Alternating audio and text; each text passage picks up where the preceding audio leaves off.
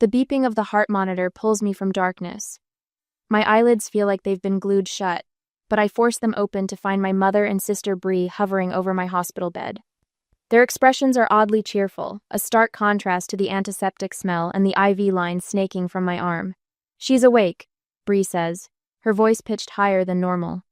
She's wearing a silk blouse I don't recognize, her hair freshly highlighted. Mom leans closer, her perfume overwhelming the hospital scents. "How are you feeling, sweetheart?" "The doctor says the food poisoning was quite severe." I try to speak, but my throat feels like sandpaper. 3 days unconscious, according to the whiteboard across from my bed. 3 days, with my wedding just a week away. "Malcolm?" I manage to rasp.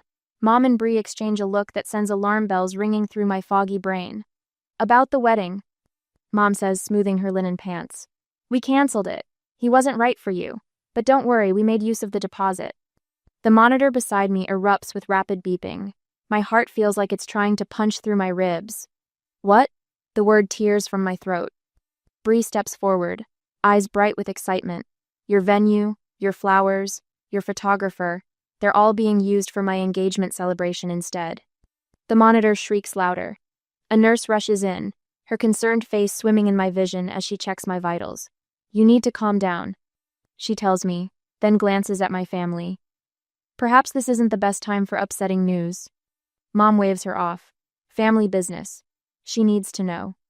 As the nurse reluctantly leaves, memories flood back. 14 months of planning, every penny saved from my freelance graphic design jobs, late nights, creating custom invitations to save on printing costs. The $20,000 personal loan I'd taken out to cover final expenses, everything paid with non-refundable deposits. I remember Mom's face when I showed her my simple wedding dress, all I could afford after paying for everything else. She'd pursed her lips, disappointed. At least someone in this family is practical. The room spins slightly as I struggle to sit up. "What did you tell Malcolm?" Bree shrugs, examining her manicure. "That you were backing out, that you didn't want to go through with it." My hands stop trembling. A strange calm washes over me as I reach for my phone on the bedside table. It's not there. Where's my phone? "We took care of everything," Mom says, her voice soothing in a way that makes my skin crawl. The phone's been ringing nonstop with vendor questions. "You had no right." My voice sounds stronger than I feel. "Romy, be reasonable," Bree says, perching on the edge of my bed. "You're creative. You'll understand one day. This was bigger than your little wedding." Little wedding. The words slice through me. The venue I'd fallen in love with but could barely afford. The photographer who'd given me a discount because he liked my design portfolio. The florist who'd worked with my limited budget to create something beautiful. My mind calculates quickly $80,000 in non-refundable deposits lost. My relationship with Malcolm potentially destroyed by their lies. And something else. Something I've always known but never fully faced. My family has always seen me as less worthy than my sister. I stare at them, these women who share my blood but who could hurt me so carelessly. In their eyes, I see no remorse. Only the expectation that I'll eventually understand, that I'll forgive, because that's what I've always done. But as I look at Bree's smug smile and Mom's dismissive confidence, something hardens inside me, something that's been soft for too long. "Get out," I whisper. "What?" Mom blinks, genuinely surprised. "Get out of my room." Each word is perfectly clear despite my raw throat. "Now, Romy." "Out!" The monitor shrieks again as the nurse returns, more insistent this time. As my family is ushered from the room, I close my eyes against the fluorescent lights, against the reality of what they've done. They've taken everything. But they've also shown me exactly who they are, and who I need to become. The discharge papers feel like sandpaper between my fingers as I unlock my apartment door. 3 days in the hospital has left my body weak, but what happened in that sterile room has hardened something inside me. The smell of stale air greets me, a reminder that life paused while mine was stolen. My laptop sits on the coffee table where I left it before the food poisoning hit. I plug it in, hands still trembling slightly from medication and rage. When the screen lights up, a notification appears. 467 unread emails. I click on my sent folder first, a habit from managing client deadlines. Messages I never wrote stare back at me. Dozens of them, all sent during my hospitalization. To my venue. I've decided to transfer all arrangements to my sister's engagement party instead. Same date, same details. To my florist, please redirect my order to celebrate my sister's engagement. The family is thrilled about this change. To my photographer, as discussed with my mother, please shift all services to my sister's event. Nausea rolls through me, entirely different from the illness that landed me in the hospital. This was calculated, planned, executed while I lay unconscious. My phone, which Mom finally returned as I left the hospital, vibrates with a text notification. Malcolm's name appears on screen, the first contact since I woke up. I wish you'd just told me yourself instead of having your mother call. After 3 years together, I deserved that much. The room spins as I stumble to my bedroom closet. My wedding dress should be hanging in its garment bag, protected by plastic and hope. The closet stands empty except for my everyday clothes. They've taken everything. My doorbell rings an hour later. When I open it, my parents and Bree stand in the hallway, faces arranged in expressions of concern that don't reach their eyes. They file into my living room, remaining standing while I sink into my armchair, still unsteady. "How are you feeling, sweetheart?" Mom asks, her hand patting my shoulder. The question ignites a fire in my chest, but before I can respond, Bree steps forward. Her left hand extends in a graceful gesture, and I freeze. My engagement ring, the simple emerald-cut diamond Malcolm saved for months to buy, glints on her finger. "I'm keeping it safe," she explains, twisting it slightly, "since everything's been so chaotic." Dad clears his throat, taking charge as he always does when difficult truths need explaining. "Romy, we need to discuss the practical aspects of what's happened." "Practical?" The word scratches my throat. "You were too sick. The deposits would have been lost completely." He continues. "Bree's future father-in-law is a prominent developer. This connection benefits the entire family." "How did you access my email? My accounts?" My voice sounds stronger than I feel. Mom looks away. "We used your emergency information at the hospital. The doctors needed someone to make decisions, and we're family." "I showed Malcolm some photos," Bree adds casually. "You and Dan at Christie's birthday last year. You looked close. I just suggested maybe you were having doubts." The betrayal cuts deeper with each casual admission. They're not even hiding what they've done. The Carson name means something now that Bree's marrying into the Whitaker family, Dad says, straightening his shoulders. "Sometimes individual sacrifices are necessary for family advancement." Individual sacrifices. As if my wedding, my savings, my future were just inconvenient obstacles to Bree's happiness. "Do you understand what you've done?" I ask, the calculator app open on my phone. $80,000 in non-refundable deposits. Gone. Plus the $20,000 loan I'm still responsible for. Mom waves this away. "You're always so good with money. You'll figure it out." "Bree also helped with your clients," Dad adds, as if offering good news. "She explained you were having a breakdown and couldn't meet deadlines." The room tilts again. My freelance business, built over years of late nights and careful networking, undermined with a few concerned calls. "Malcolm has blocked my number," I say, voice hollow. "I've tried calling 17 times. "This tantrum isn't helping anyone," Dad says, his tone hardening. "Legal action would destroy the family and embarrass everyone. Is that what you want?" Mom moves to sit beside me, her perfume clouding my senses. "After all we've done for you, this is how you repay us?" My phone rings, saving me from responding. The wedding videographer's name flashes on screen. I answer, turning away from my family's watchful eyes. "Romy? It's Terry. Listen, I'm really confused about this engagement party rebrand. The venue staff mentioned it was originally a wedding, and when I asked whose, they said yours. What's going on?" His concern, this stranger's genuine confusion, feels like the first honest interaction I've had since waking up in the hospital. After explaining briefly, I hang up, finding my family still waiting, expressions unchanged. As I stare at them, I wonder if I should simply accept this loss as family helping family, as they claimed, or if I should fight for what was rightfully mine. Standing up for myself might cost me my family entirely. What would you do when the people who should protect you become the ones who hurt you most? When the day of what was supposed to be my wedding rehearsal comes, notification chimes on my phone, another Instagram tag from Bree. I shouldn't look, but my finger betrays me, tapping before my brain can intervene. The image fills my screen. Bree and James, champagne flutes raised in a toast, standing in the exact spot where Malcolm and I were supposed to exchange vows. The warm sunset lighting catches the vintage chandelier I'd specifically requested for the space. When you know it's meant to be. Perfect timing. Engaged.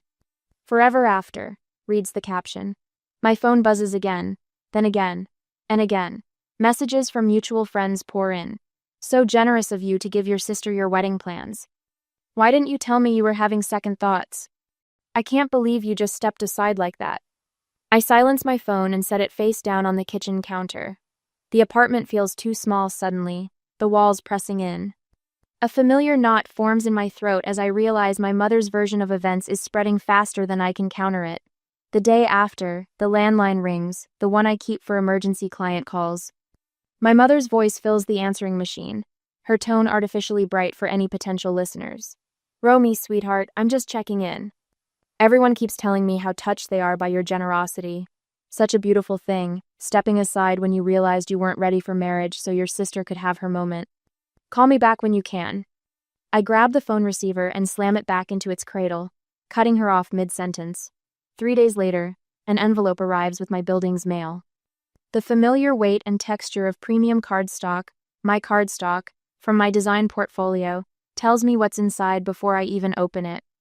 The invitation to Bree's engagement celebration uses my exact wedding design, right down to the custom monogram I'd created, now repurposed with Bree and James's initials. The loan statement arrives the same day. $20,000, plus interest, still due, regardless of whether I walk down the aisle or not. I spread my financial documents across the kitchen table that night, calculator in hand, running numbers until the digits blur before my exhausted eyes. Every scenario ends the same way. Financial ruin unless I can recover what they've taken. Sleep becomes a luxury I can't afford. Client deadlines missed during my hospital stay pile up. I heard you were having a breakdown. One client says cautiously when I call to apologize for the delay. Your sister reached out to let us know. I hang up and immediately draft a professional email explaining the actual situation, severe food poisoning, hospitalization, while avoiding any mention of family theft. The careful wording takes hours, my finger hovering over send as I weigh professional transparency against airing family trauma. Late Thursday night, I discover they've accessed my design portfolio. Private concepts I'd been developing for months now appear in posts from Bree's future mother-in-law, who praises her future daughter-in-law's creative eye. The Whitaker family social media accounts showcase napkin designs and table settings identical to ones in my private folders. I start keeping notes, times, dates, screenshots, emails. I create a timeline labeled Wedding Theft and document everything chronologically. The act of recording feels like the first real step toward reclaiming what's mine, transforming emotional wounds into evidence. The call from Flora's Florals comes unexpectedly on a Tuesday afternoon. Romy? It's Cynthia from the flower shop. Something strange is happening with your wedding arrangements. I brace myself for another cancellation notice. I know. They're being used for my sister's engagement party now. A long pause. Your mother said you were too ill to manage the details. She never mentioned. She stops. I've worked with families for 30 years. This doesn't feel right. It isn't, I admit. My voice smaller than I intend. Listen. Cynthia's voice softens. I put aside some arrangements from flowers your sister rejected for her celebration. They're beautiful, just not what she wanted. If you'd like them, they're yours. No charge. When I arrive at the shop that afternoon, a cluster of blush peonies, ivory ranunculus, and blue thistle awaits me, flowers deemed not glamorous enough for Bree's vision.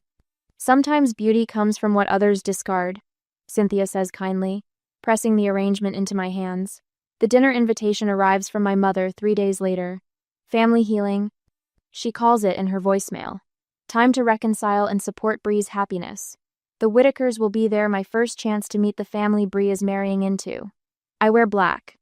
Not mourning clothes, but a simple sheath dress that feels like armor, as I walk into my parents' dining room. James Whitaker rises when I enter, his handshake firm, his smile genuine. He clearly has no idea. So glad you're feeling better, he says. Your parents told us about your illness. Terrible timing. Dinner proceeds with excruciating pleasantries. Mom describes Bree's engagement celebration plans, my wedding plans, while Dad beams proudly. I push food around my plate, waiting. Can't you just be happy for your sister? Mom finally asks during dessert, her voice honeyed with maternal concern. Why must you make everything about yourself? The table falls silent. All eyes turn to me. I'm not making this about me, I say, my voice steadier than my hands. You already did that when you stole my wedding. James's fork clatters against his plate. What do you mean stole? Romy is still not well from her hospital stay. Mom interjects quickly, reaching for my arm. Perhaps we should step outside. I was hospitalized with food poisoning, I continue, looking directly at James. While I was unconscious, my family canceled my wedding, told my fiancé I didn't want to marry him, and transferred all my venues, vendors, and designs to Bree's engagement party. James turns to Bree, confusion evident in his furrowed brow. Is this true? My sister's face flushes crimson. For the first time since this nightmare began, I see a crack in her confidence. The next morning, I receive a call from the videographer, his voice cautious. Romy, I thought you should know. I accidentally left equipment recording during setup at your venue. I mean, the venue where your sister's having her celebration. Your mother and aunt were there early, discussing the situation. He pauses. I have the footage. They didn't know they were being recorded. My heart pounds as he continues. Your aunt said, and I quote, "This was for the best." Bree elevates the family name. Romy. Well, she always aimed small. Within days, the photographer emails, then the venue coordinator. Each message expresses discomfort with the situation, offering statements about what really happened. These strangers, people I hired but barely know, show more concern for my well-being than my own parents. One Wednesday evening, I search for civil attorneys specializing in fraud and contract litigation. I'm halfway through drafting an email when my phone lights up with a name I'd almost given up seeing, Malcolm. I've been hearing some strange rumors, he says, his voice guarded but not hostile. Stories that don't match what your mother told me. I close my eyes, relief washing through me. I need to tell you what really happened. Later that night, as I shut my laptop, preparing for bed, a new email notification appears. The sender, James Whitaker. The subject line, request to meet privately. I open it, my fingers suddenly steady as I type my response. 3 days later, the morning light filters through the coffee shop windows as I arrange my documents on the table. Everything organized, labeled, dated. My hands are steady now, unlike the trembling mess they were in the hospital a week ago. James Whitaker sits across from me, his expression wary but attentive. He looks nothing like his fiancée, where Bree is all practiced, smiles and performative charm. James has the straightforward gaze of someone who values clarity. Thank you for meeting me, I say, voice calm despite the storm inside me. I slide the first folder toward him. This is the original venue contract. My signature, my deposit check, my name on every page. His eyes scan the document, brows drawing together. I push forward the loan paperwork next. $20,000. Still in my name, still my responsibility. James looks up, confusion evident. But Bree said. I know what Bree said. The words come out sharper than intended. I take a breath, remembering my attorney's advice. Facts, not emotions. Here are text messages from the vendors confirming the transfer of services while I was hospitalized. Each piece of evidence lands between us like stones dropping into still water. James's face grows increasingly troubled, ripples of realization spreading across his features. His coffee sits untouched, cooling beside contract pages that burn with implications. I was told this was a generous gift from your family. He finally says, voice hollow, that you wanted to step aside because you weren't ready for marriage. Nothing was given, I reply, the words simple but devastating in their truth. Everything was taken. The bell above the door chimes, and I don't need to turn to know who's entered. The scent of Bree's perfume, always too strong, always announcing her presence before she speaks, wraps around us like a chokehold. What's going on here? Her voice carries across the quiet shop, drawing glances from other patrons. Having a little secret meeting about me? James stands, his face tightening. Bree, we need to talk about these contracts. Contracts? Bree laughs, the sound brittle against the morning quiet. She's always been jealous of me, always trying to ruin my happiness when things finally go right.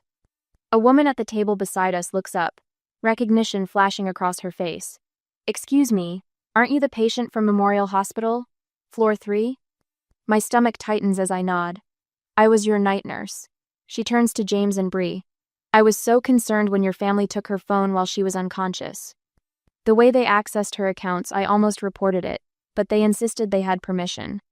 The color drains from Bree's face as James steps away from her, creating distance that speaks volumes. You did what? His voice drops to that dangerous quietness that only truly angry people manage. He pulls out his phone. I'm calling my parents. They need to hear this directly. Bree reaches for his arm.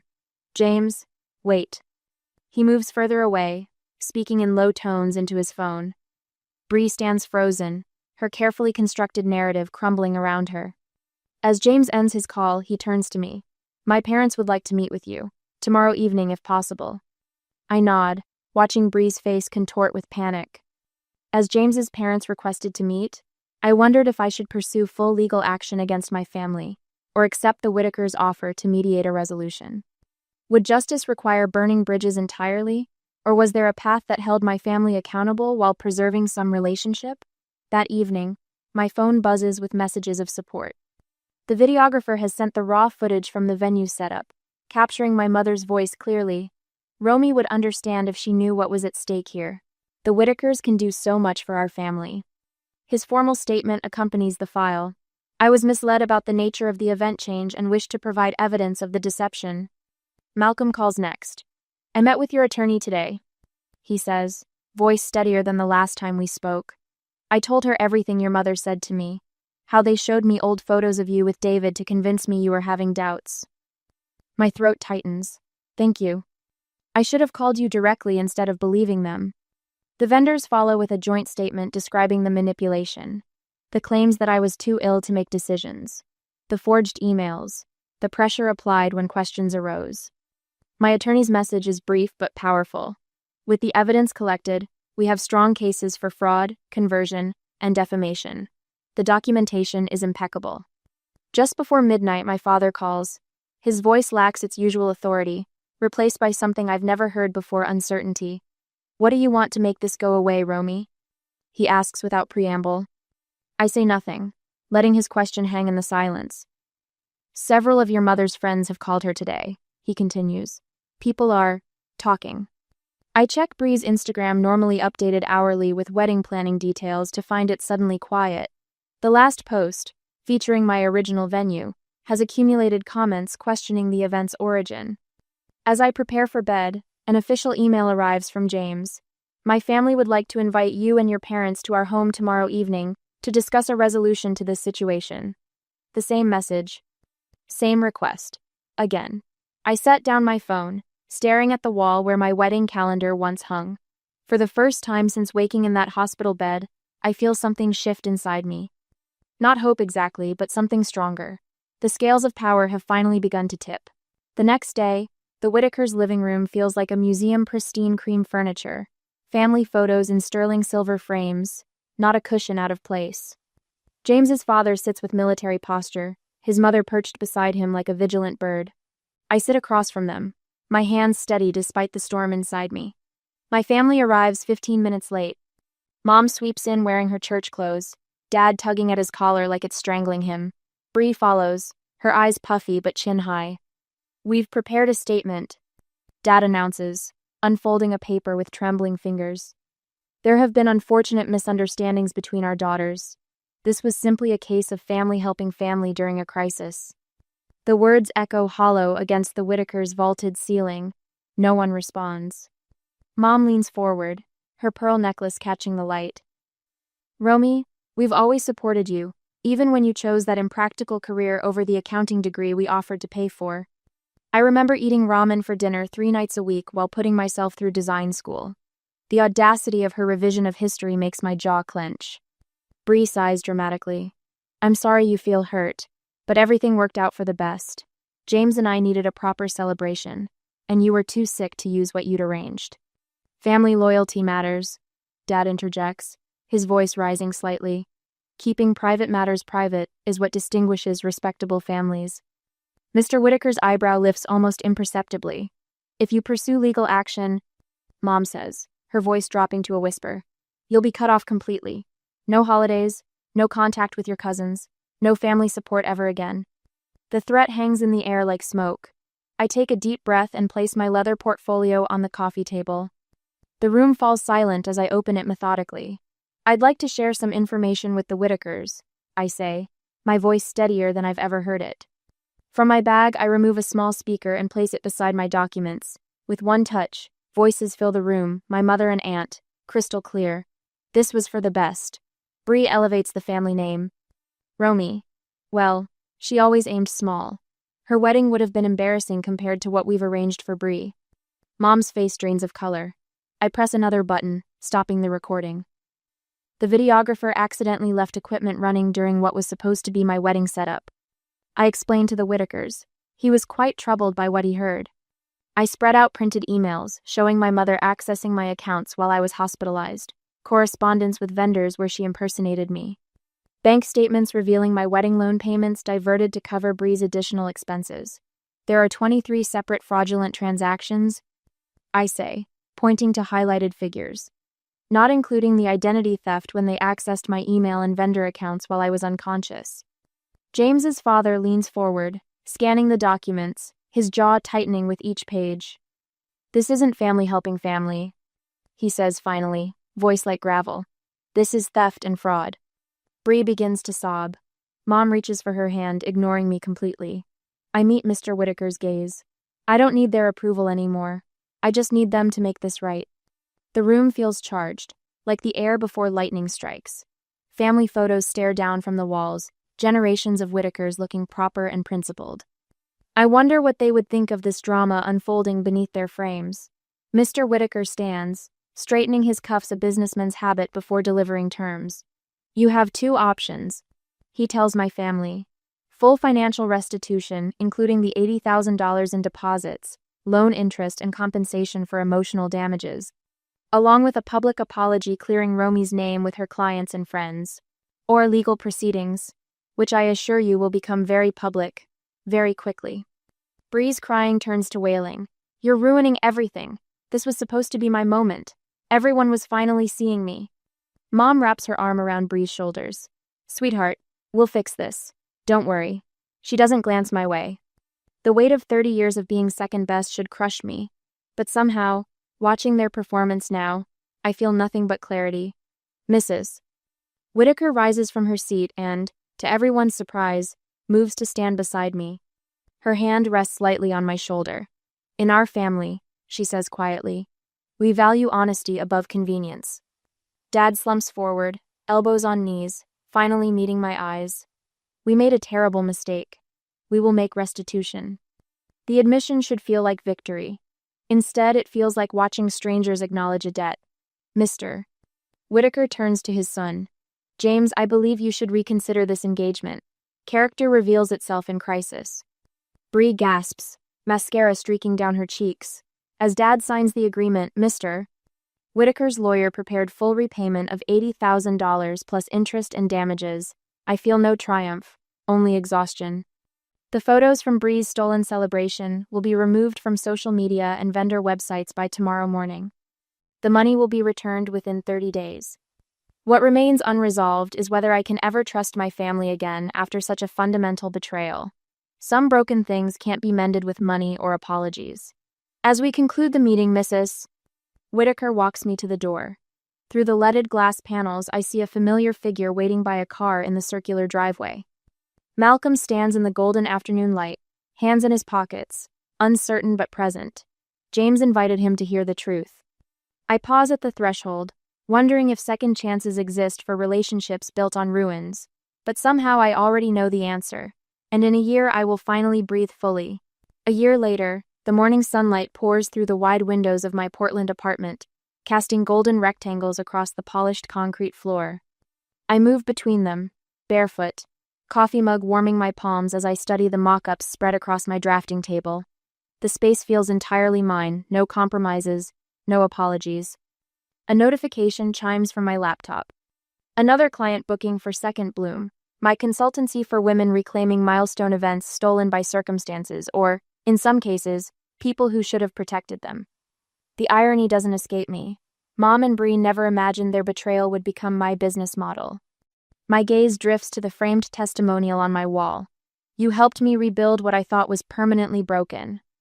The words belonged to Elaine, a widow whose in-laws canceled her husband's memorial service without consulting her. We recreated it, better than before. The mail slot clicks. Among the envelopes sits a heavy cream invitation with familiar handwriting.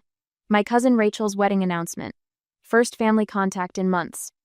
I settle into my reading chair, fingers tracing the embossed edges. A year ago, I would have immediately RSVP'd yes, regardless of my own feelings. The old Romy prioritized family peace above personal boundaries. That woman no longer exists. Tucked inside the invitation is a handwritten note. I know what they did. Your presence would mean the world to me, but I understand if it's too much. I set the invitation on my coffee table, neither accepting nor declining. I'll decide based on what I want, not what obligation dictates. The choice itself feels like victory. The doorbell rings at 7. I open to familiar faces bearing covered dishes and wine bottles. Tonight marks the anniversary of what would have been my wedding day. Instead of mourning, we're celebrating. "The garden's ready," calls Lisa, the florist who first noticed something wrong when Mom tried changing my arrangements. She's arranged fairy lights along my small balcony garden, transforming it into something magical. Tom, the videographer whose accidental recording proved my family's deliberate deception, adjusts a portable speaker. Beside him, Eric the photographer arranges platters on my outdoor table. These vendors became friends when they refused to participate in my family's scheme. Malcolm arrives last, looking relaxed in a way he never did during our engagement. We tried rekindling our relationship after the truth emerged, but some broken things can't be mended. The friendship that remained proves more valuable than what we lost. He raises his glass as we settle around the table, to boundaries that protect and second chances that heal. The next morning, I sit before a microphone in a downtown studio. The producer signals 5 seconds until we're live. Today on The Stories We Reclaim, we're speaking with Romy Carson, whose family's betrayal became the foundation for her successful consultancy, helping others rebuild after personal catastrophes. The host begins. "Romy, we've received news that a publisher has approached you about sharing your experience in book form?" I smile. "Yes, it's still surreal. The book will focus on helping others recover from family betrayal without losing themselves." The question many listeners wonder, have you forgiven your family? I consider carefully. Forgiveness doesn't mean allowing harmful people continued access to your life. I've released the anger, but maintained the boundaries their actions made necessary. After the interview, I walk through the Japanese garden, stopping to photograph a delicate purple blossom pushing through a crack in a stone wall, beauty emerging from brokenness. As I capture the image, I wonder if reconciliation requires forgetting the past, or if true healing comes from remembering but no longer being defined by it. What moments in your life have you had to reclaim from those who tried to take them?